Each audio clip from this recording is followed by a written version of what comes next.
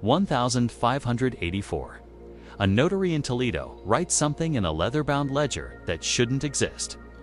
Subject's pupils are 4 millimeters at rest, 6 millimeters when presented with a host, insufficient dilation. Flag for secondary observation. He's measuring a woman's eyes during communion, recording the diameter of her pupils when she looks at the cross. Not for medicine, for evidence. Her name was Isabelle de Cordoba. She was 33, and in 18 months, men would cite the size of her pupils as proof she should burn. But here's what doesn't make sense. By 1584, this wasn't new. The Inquisition had been measuring women's bodies for over a century. Pulse rates, tear production, and how many times they blinked during prayer. They had entire manuals dedicated to what a woman's flesh would reveal when her words wouldn't. What were they actually looking for? And why did they need 300 pages of instructions to find it? If you've ever wondered what institutions do when they stop looking for truth and start manufacturing it, you're in the right place. This is Crimson Historians. We find the documents they buried. Hit subscribe, because what happened to Isabelle happened to 60,000 other women. And the method they used didn't die in Spain. Spain, 1478. The Inquisition begins. Most people think they know this story. Religious extremists hunting heretics. Jews forced to convert. The accused are tortured until they confess. Flames screaming. The rack. That's not wrong. But it's not complete. Because here's what the numbers show. Between 1480 and 1530, the Inquisition executed about 2,000 people. The Spanish Inquisition, though poorly documented in some respects, interrogated over 40,000 individuals during a certain period. Of these, roughly 23,000 were released without execution, leaving questions about the fate of the others. The answers are found in archives across Spain, where researchers are still discovering ledgers that are not confession transcripts, but meticulous observation logs. These logs recorded physiological responses. Subject perspired when asked about Sabbath.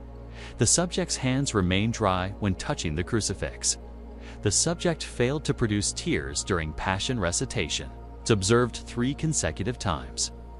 The Inquisition was cataloging how the body through pulse, pupils, perspiration, tears, and trembling might betray concealed thoughts, rather than merely prosecuting heresy. A striking statistic reveals their focus. By 1540, nearly 58% of those brought before tribunals were women. This was not because women committed more heresy, but because the Inquisition believed the female body offered clearer signs of it. The story of Isabelle, arrested in September 1589, illustrates their methods. 2 familiarists Inquisition officers served her with a sealed parchment.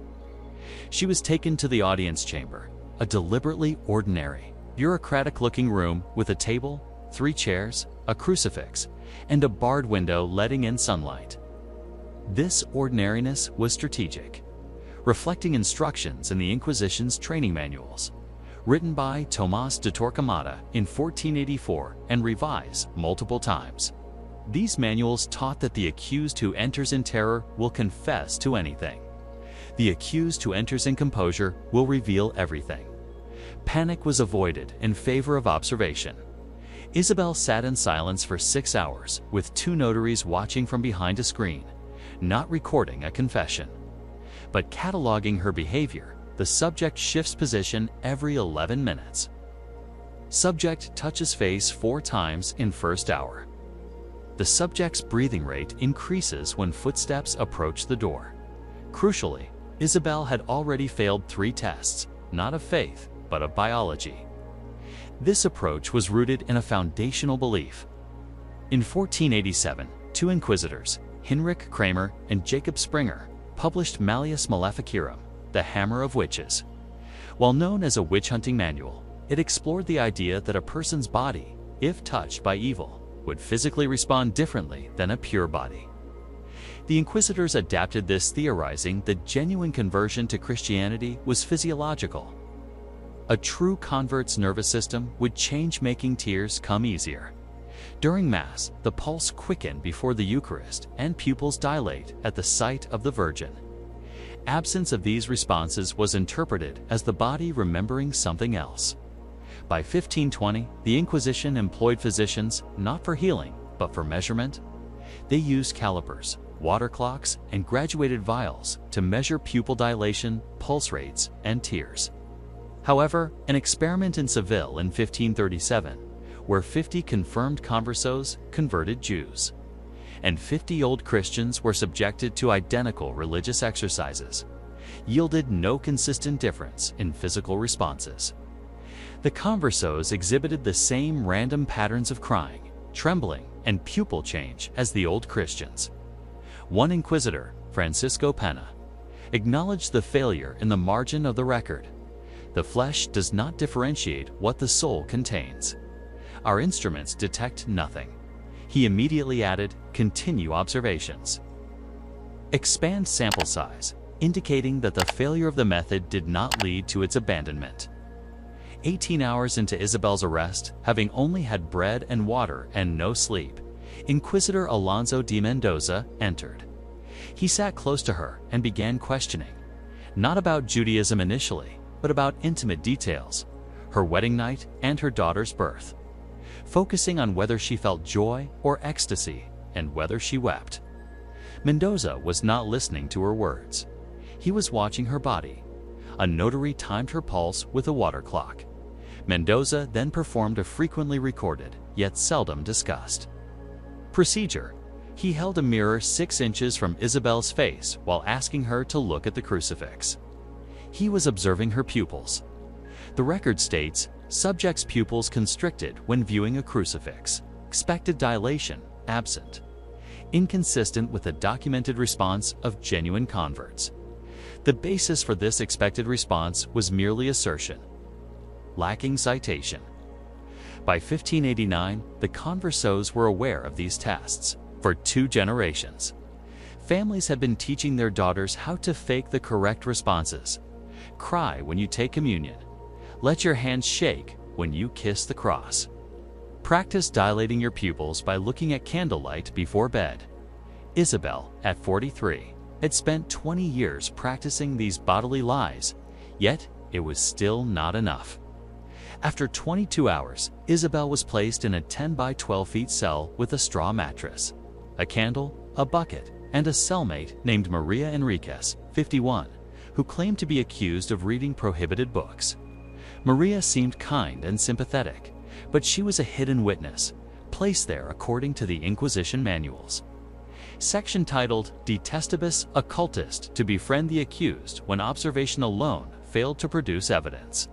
Record all conversations and promise leniency in exchange for testimony.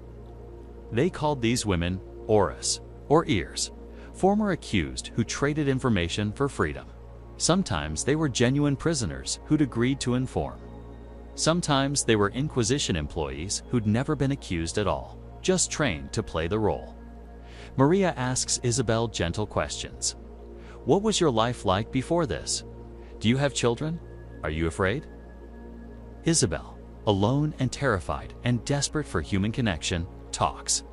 She talks about her daughter, about her husband who died 2 years ago, and about how she lights candles on Friday. Not for the Sabbath, she insists, because Friday is when she cleans the house. Behind the wall, a notary writes it all down. 3 days later, Isabel will be confronted with a transcript of everything she said to Maria, including things she doesn't remember saying, including things she definitely didn't say, but can't prove she didn't, because who's going to believe her over a written record? But here's where the method becomes something worse than entrapment. Because Maria doesn't just ask questions, she performs. At night, when the candle burns low, Maria prays loudly with trembling hands and tears streaming down her face. She clutches the wooden rosary they've allowed her to keep, and she weeps, genuinely weeps, while reciting the Panasta. Isabel watches, and she knows she has to know what's happening. This is a demonstration. This is what genuine Christian devotion is supposed to look like. This is the standard her own body is being measured against. So Isabel tries. She prays, she cries, and she makes her hands shake. But the notary records subject's tears as inconsistent, ceasing abruptly when the cellmate stopped praying. Physiological response suggests performance rather than genuine devotion. They're not just spying on her words, they're grading her grief. On the 7th day, Isabelle confesses. She admits to lighting candles on Friday, to avoiding pork, to teaching her daughter a Hebrew blessing she learned from her grandmother, and to keeping a small cloth with Hebrew letters sewn into the hem hidden in a trunk. The inquisitors listen, record everything, and ask follow-up questions. How many Fridays? Which specific prayers? Where did she get the cloth? Isabelle answers it all. She's weeping now. Genuinely weeping because she thinks this is over. She thinks confession means she'll be reconciled. Forced to do public penance. Yes, made to wear the sambenito, the yellow garment that marks penitence. Yes, but alive home with her daughter. Mendoza closes the ledger, thanks her, and tells her she'll be moved to a different cell while they prepare her reconciliation ceremony. Isabelle is escorted out. The door closes. And then Mendoza writes something that appears in thousands of Inquisition files. A single sentence that determines whether someone lives or dies. The subject's confession exhibits physiological inconsistency. What does that mean? It means Isabelle confessed wrong. Not that she confessed to the wrong things, but that her body, while confessing, didn't display the right responses. There's a manual entry on this written in 1552 by Inquisitor General Fernando de Valdez. The truly repentant show specific signs: copious tears, trembling that begins in the hands and spreads to the torso, difficulty breathing, and faintness when contemplating the magnitude of sin. Those who confess from calculation rather than genuine remorse will display muted or controlled responses. These must be observed for extended periods. They had a checklist for grief. Isabelle cried, but not copiously enough. She trembled, but it didn't spread from her hands to her torso. She didn't faint when contemplating her sins. Therefore, she is not genuinely repentant. Therefore, she is still a secret Jew. Therefore, she is eligible for execution. And the most horrifying detail, Isabelle almost certainly knew this because by 1589, this wasn't a secret. Families warned each other. Practice your confession. Make it physical. Hyperventilate if you have to fall to the floor. Make them believe your body is collapsing under the weight of your sins. But there's a problem with that strategy. A problem the Inquisition had anticipated. If you perform collapse too well, they know you're performing. The notary writes, subject's physical distress appeared excessive and rehearsed. Too little grief, guilty. Too much grief, guilty. The right amount of grief was a moving target that changed with every tribunal, every inquisitor, and every notary's personal judgment of what authentic suffering looked like. You couldn't win. The system was designed so you couldn't win. Here's where the story should end. Isabelle burns, another victim of religious extremism. We move on. But in 1998, a researcher named Carmen Hernandez found something. She was working in the archive of the Royal Chancery of Valladolid, examining Inquisition trial records for her dissertation. Routine work. But she noticed something in the margins of a 1623 procedural manual. Handwritten notes, not official entries. Personal annotations made by inquisitors themselves. One note next to a section on physiological observation techniques. Garcia observed 20 subjects under identical conditions. No correlation between pupil dilation and confession validity. Method, unreliable. Another note, dated 1631. Tested tear measurement protocols. Old Christians and conversos show an identical range of responses. Physiological detection cannot distinguish belief. And then dated 1642. The Ware method lacks foundation. Continue use pending alternative procedure. They knew by 1623. They knew their science of body reading didn't work. And they didn't just continue using it. They expanded it. Between 1640 and 1680, The number of physiological observation tools documented in Inquisition inventories actually increased. More mirrors, more calipers, more water clocks, and more detailed instruction manuals on what measurements to take and how to interpret them. Hernandez found tribunal records from 1655. 32 years after inquisitors had privately acknowledged the method was worthless, where women were still being convicted based on insufficient tear production, inadequate pupil dilation, and controlled breathing inconsistent with genuine remorse. Why? If they knew it didn't work, why keep doing it? The answer is in another margin note. This one from 1638 was written by Inquisitor Juan Diano Valdez. The method's value lies not in accuracy of detection, but in efficacy of control. When subjects believe their bodies can betray them, they police themselves. This is preferable to forced compliance. Read that again? The point wasn't to find secret Jews. The point was to make people so afraid of their own nervous systems that they'd regulate themselves. Make your own flesh the enemy. Make authentic emotion impossible because every tear, every tremor might be evidence against you. And it worked. For generations, converso families didn't just hide their religious practices. They taught their children to control their physiological responses, to never cry too much or too little, to calibrate their trembling, and to suspect their own biology. The Inquisition didn't need to watch everyone all the time. They just needed everyone to believe they were being watched and to believe that their bodies would give them away.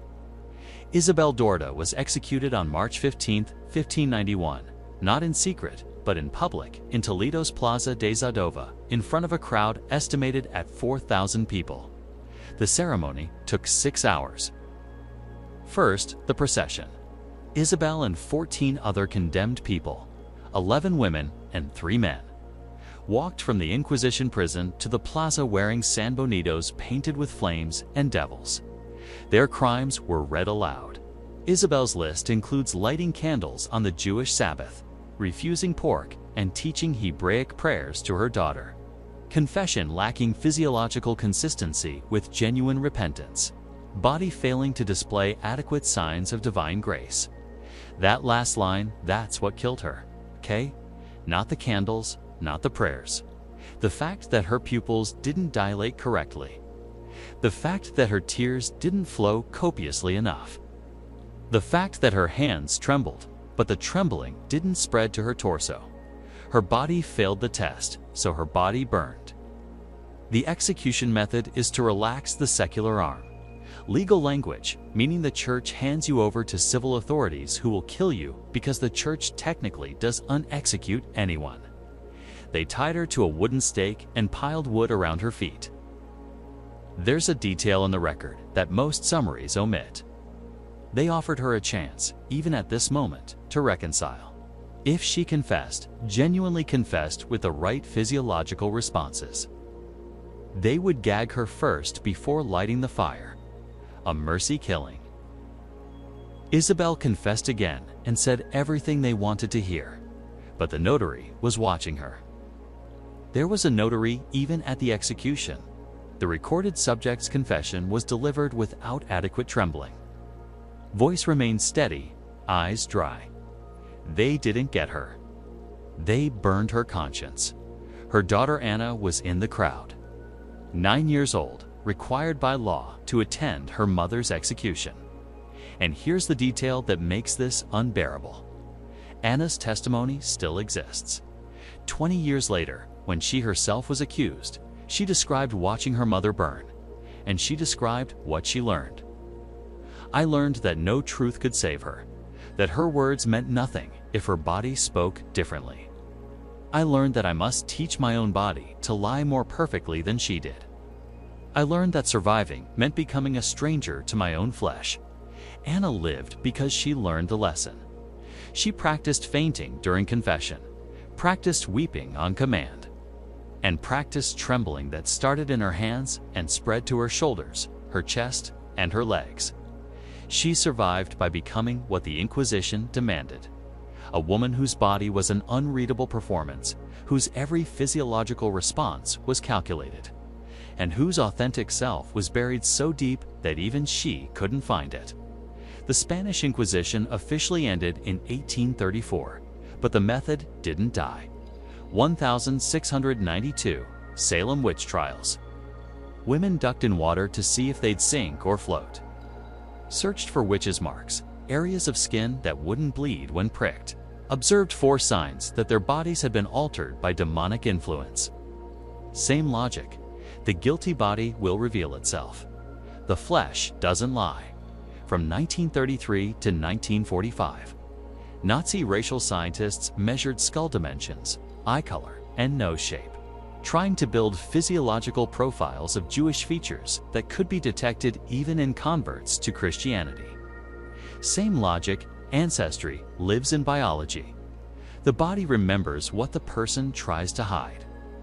1950s to 1960s polygraph tests in American criminal justice, measuring heart rate, blood pressure, respiration, and skin conductivity, trying to detect a deception through physiological response. Same logic. The body will betray what the mind conceals. Each iteration claims to be scientific. Each iteration accumulates data. Each iteration documents patterns. And each iteration ends up targeting whoever the institution wants to control. The Inquisition's obsession with women's physiological responses wasn't an aberration. It was a prototype, a method that discovered something. You don't need to prove someone is guilty. You just need to create a system where innocence can't be proven, where the body itself becomes evidence of its own corruption. Isabelle de Cordoba's file, case number 4732. In the Toledo Diocesan Archive, sits in a climate-controlled room in Spain. Researchers need permission to access it. Most never do. Inside 47 pages. Observations of her pulse, her pupils, her tears, her trembling transcripts of her conversations with Maria, the ear records of her confessions. First, second, third, and fourth notations on the inadequacy of her physiological responses, and on the final page in careful script. Relax the secular arm. March 15, 1591, age 34. Execution confirmed. No further observation necessary. No further observation was necessary because there was nothing left to observe. The Spanish mystic Teresa of Avila wrote something in 1577. She knew the Inquisition was watching her. She'd been investigated herself. Her writings were examined for heresy. She wrote, "I am more afraid of those who are so afraid of the devil than I am of the devil himself." She understood. The danger isn't the punishment. It's the performance required to avoid it. The exhaustion of making your own body testify to things you may or may not believe. The loneliness of being permanently suspected by your own flesh. That's what they did to Isabel, to Anna, and to 60,000 others whose names fill ledgers across Spain. They didn't just kill bodies. They killed the possibility of authentic existence. Made every emotion suspect, every tear a test, every tremor evidence. The body doesn't lie, they said, but they proved the opposite. They proved you can torture someone not with blades, but with the demand that their flesh confess what their mind refuses. If this story made you understand something about how power operates, when it stops looking for truth and starts manufacturing compliance, subscribe to Crimson Historians. We find the documents they buried. We resurrect the voices they tried to silence. Because the moment we forget how this was done to Isabel, how an institution spent 3 centuries perfecting the science of turning bodies into testimony, that's the moment someone tries it again. Our next investigation.